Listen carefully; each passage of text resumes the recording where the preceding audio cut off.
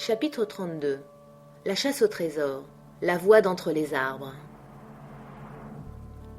Sous l'influence déprimante de cette crainte, aussi bien que pour laisser reposer Silver et le malade, toute la bande s'assit en arrivant en haut de la montée.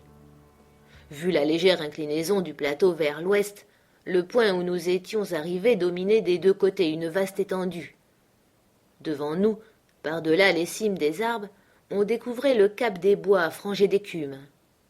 Derrière, s'étalait à nos pieds le mouillage et l'îlot du Squelette, et l'on voyait aussi vers l'est, plus loin que la langue de terre et la plaine orientale, un grand espace de mer libre.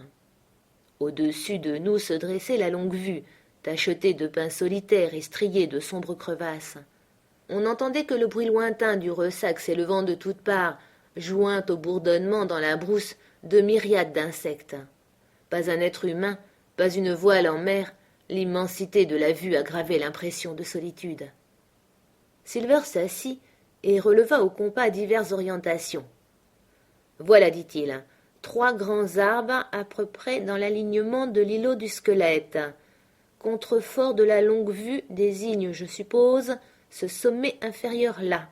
Désormais, ce n'est plus qu'un jeu d'enfant de trouver la marchandise. J'ai presque envie de dîner d'abord. »« Je ne suis pas pressé, » murmura Morgan. « Quand je pense à Flint, je me sens tout chose. »« Ah, pour ça, mon fils, dit Silver, tu peux remercier ta bonne étoile qu'il soit mort. »« Il était laid comme un diable, cria un troisième pirate en frissonnant. Et puis cette figure bleue. C'est le rhum qui l'a emporté, ajouta Mary. Bleu, oui, j'en conviens qu'il était bleu, c'est le vrai mot. Depuis qu'ayant découvert le squelette, ils avaient laissé prendre secours à leurs pensées. Ils avaient parlé de plus en plus bas, si bien qu'ils finissaient par chuchoter presque, et que le bruit de leur conversation troublait à peine le silence du bois.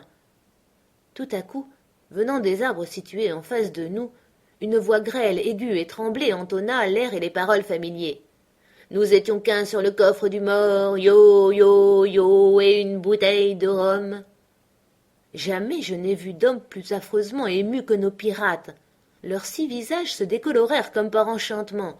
Les uns bondirent sur leurs pieds, et les autres se cramponnèrent à leurs voisins. Morgan se débattait sur le sol. « C'est Flint de part !» cria Mary. Le chant s'arrêta aussi brusquement qu'il avait débuté.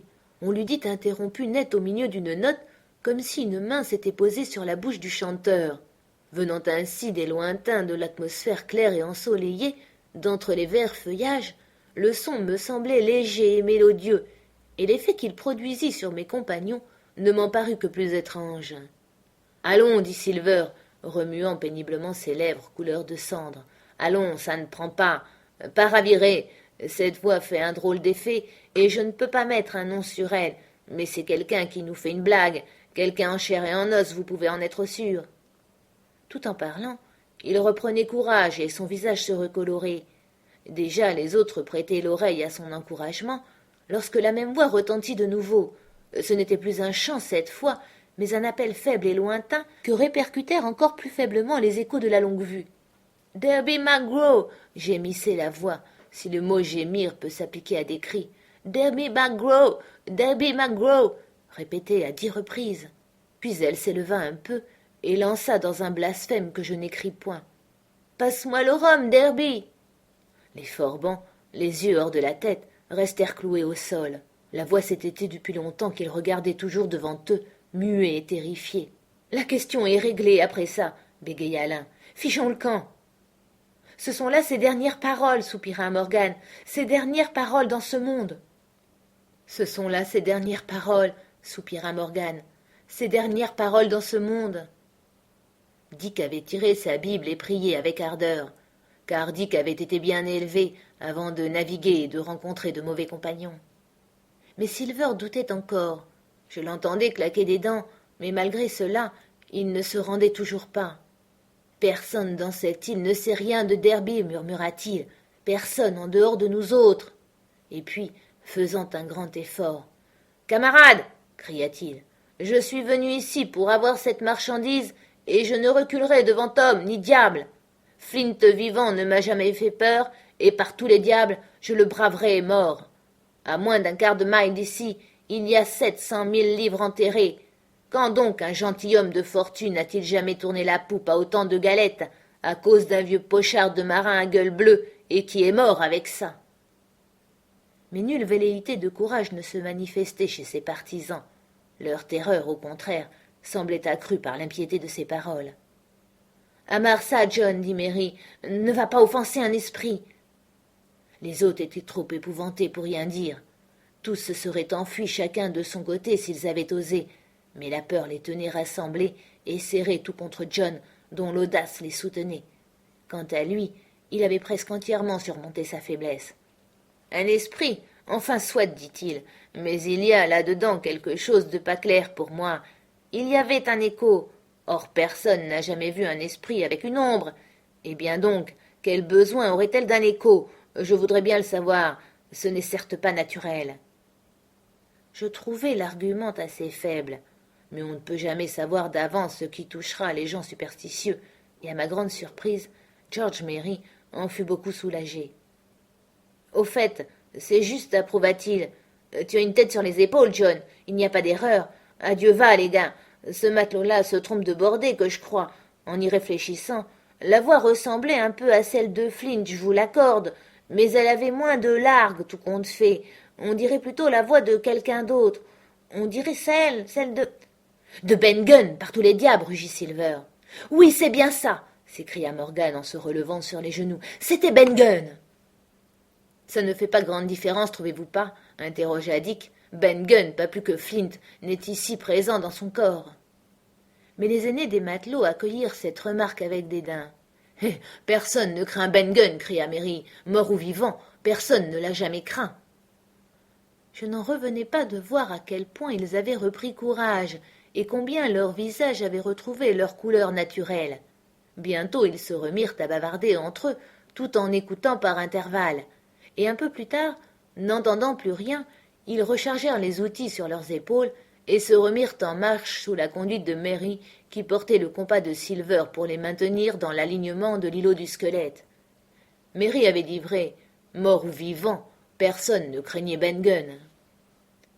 Dick seul tenait toujours sa Bible, et tout en marchant lançait autour de lui des regards apeurés, mais il n'éveillait aucune sympathie, et Silver le plaisanta même sur ses précautions. « Je te l'avais dit, railla-t-il, je te l'avais bien dit que tu avais gâché ta Bible. Si elle ne vaut plus rien pour jurer dessus, crois-tu qu'un esprit va en tenir compte ?» Et s'arrêtant une seconde sur sa béquille, il fit claquer ses gros doigts. Mais les encouragements n'avaient point prise sur Dick.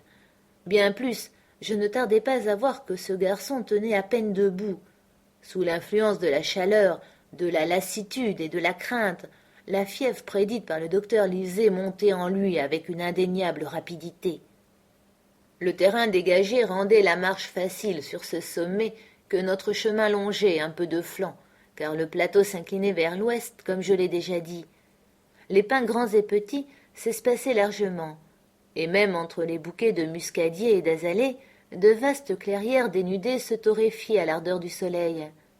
Comme nous coupions l'île en diagonale vers le quasi nord-ouest, nous nous rapprochions toujours plus des contreforts de la Longue-Vue d'une part, et de l'autre, nous découvrions toujours plus largement cette baie occidentale où le coracle m'avait naguère ballotté durant des heures d'angoisse.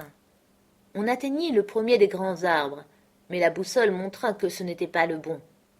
De même pour le second. Le troisième s'élevait en l'air à près de 200 pieds au-dessus d'un bois taillis. Ce géant végétal avait un fût rouge aussi épais qu'une maisonnette, et il projetait une ombre assez spacieuse pour y faire manœuvrer une compagnie. On l'apercevait du large aussi bien à l'est qu'à l'ouest, et il aurait pu figurer comme un maire sur la carte. Mais ce qui impressionnait mes compagnons, ce n'était pas sa taille, mais bien de savoir que 700 000 livres en or se trouvaient enterrées quelque part dans l'étendue de son ombre. La pensée de l'argent, à mesure qu'ils approchaient, résorbait leur terreur de naguère. Leurs yeux flamboyaient, leurs pas devenaient plus vifs et plus légers, leur âme entière était captivée par cette richesse qui les attendait là et représentait pour chacun d'eux toute une vie de plaisir et de débauche. Silver sautillait sur sa béquille avec des grognements. Ses narines dilatées frémissaient. Il sacrait comme un fou quand les mouches se posaient sur son visage luisant de sueur. Il secouait rageusement la longe qui me reliait à lui, et de temps à autre tournait vers moi des yeux où luisait un regard assassin. Il ne prenait certes plus la peine de me cacher ses pensées, et je les lisais à livre ouvert. La proximité immédiate de l'or faisait oublier tout le reste. Sa promesse au docteur, comme l'avertissement de celui-ci, était déjà loin pour lui, et sans nul doute il comptait bien s'emparer du trésor, retrouver l'Hispaniola et l'aborder à la faveur de la nuit, massacrer tout ce qu'elle renfermait d'honnêtes gens, et remettre à la voile suivant ses intentions primitives, chargées de forfaits et de richesses. Ces craintes m'accablaient, et j'avais peine à soutenir l'allure rapide des chercheurs de trésors. À tout moment je trébuchais, et c'est en ces occasions que Silver secouait si brutalement mon filin et me lançait ses regards meurtriers. Dick, qui marchait maintenant à notre suite et formait l'arrière-garde, parlait tout seul dans l'excitation de sa fièvre croissante et mêlait les blasphèmes aux prières. Ma détresse en augmenta, et pour la couronner, mon imagination évoquait le drame qui s'était autrefois déroulé sur ce plateau, lorsque le flibustier à la face bleue, cet impie qui était mort à Savannah en chantant et réclamant à boire, avait de sa propre main égorgé ses 6 complices. Je songeais aux hurlements qui avaient dû emplir alors ce bois aujourd'hui si paisible, et je me figurais presque les entendre résonner encore. Nous arrivâmes à la lisière du taillis. « Hardi, les gars, tous ensemble !» cria Mary. Et les plus avancés se mirent à courir. Ils n'avaient pas fait 10 toises que nous les vîmes soudain s'arrêter. Un cri de désappointement retentit. Silver redoubla de vitesse, piochant comme un possédé avec le bout de sa béquille, et un instant plus tard, lui et moi, nous arrêtions net également. Une large excavation s'ouvrait devant nous. Elle datait déjà, car ses parois s'éboulaient et de l'herbe avait cru au fond. Elle renfermait le manche d'une pioche cassée en 2 et des planches éparses de plusieurs caisses. Sur l'une de ces planches je lus, imprimé au fer chaud, le mot « Walrus », le nom du navire de Flint. Tout était clair jusqu'à l'évidence. On avait découvert la cache et raflé son contenu. Les 700 000 livres s'en étaient allés.